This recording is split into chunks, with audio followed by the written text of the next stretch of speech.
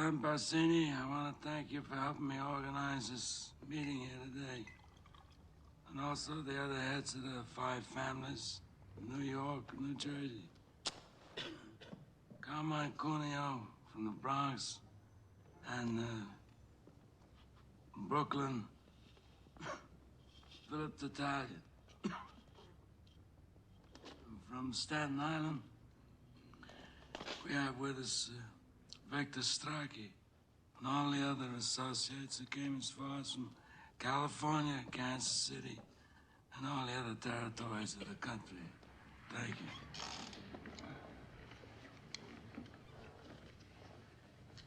you. How did things ever get so far? I don't know. It was so unfortunate, so unnecessary. Natalia lost a son. I lost a son. We're quits.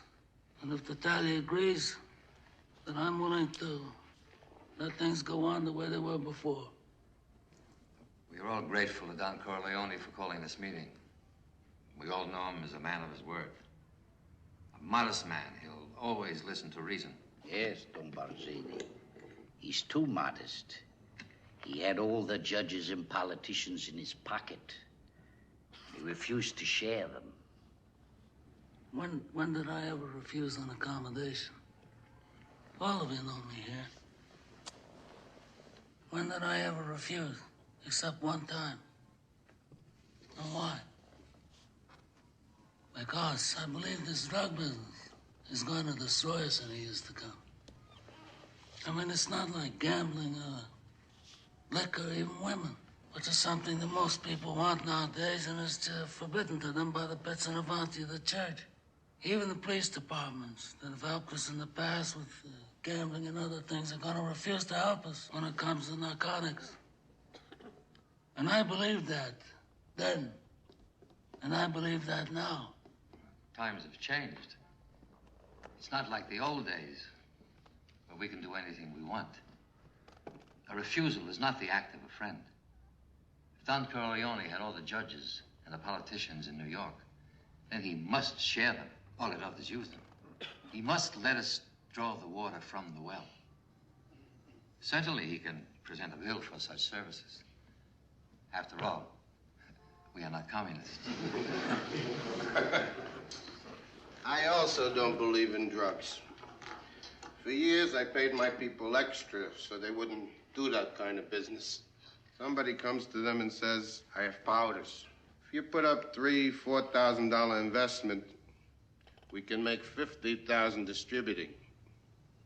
So they can't resist. I want to control it as a business, to keep it respectable. I don't want it near schools. I don't want it sold to children. That's an infamia. In my city, we would keep the traffic in the dark, people, the colored. They're animals anyway, so let them lose their souls.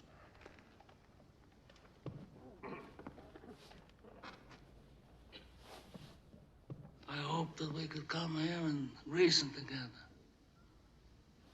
And as a reasonable man, I'm willing to do whatever's necessary to find a peaceful solution to these problems.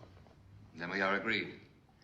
The traffic in drugs will be permitted, but controlled. And Don Corleone will give her protection in the East, and there will be the peace. But I must have strict assurance from Corleone. As time goes by and his position becomes stronger, will he attempt any individual vendetta? Look, we are all reasonable men here. We don't have to give assurances as if we were lawyers. You talk about vengeance. Is vengeance gonna bring your son back to you? Or my boy to me? I forgo the vengeance of my son. But I have selfish reasons. My youngest son was forced to leave this country because of this Salazzo business. All right, I have to make arrangements to bring him back here safely, cleared of all these false charges. But I'm a superstitious man.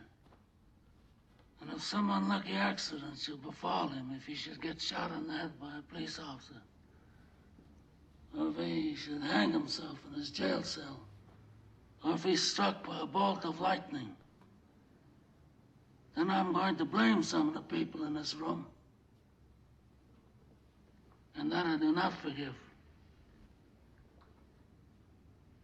But that aside, let me say that I swear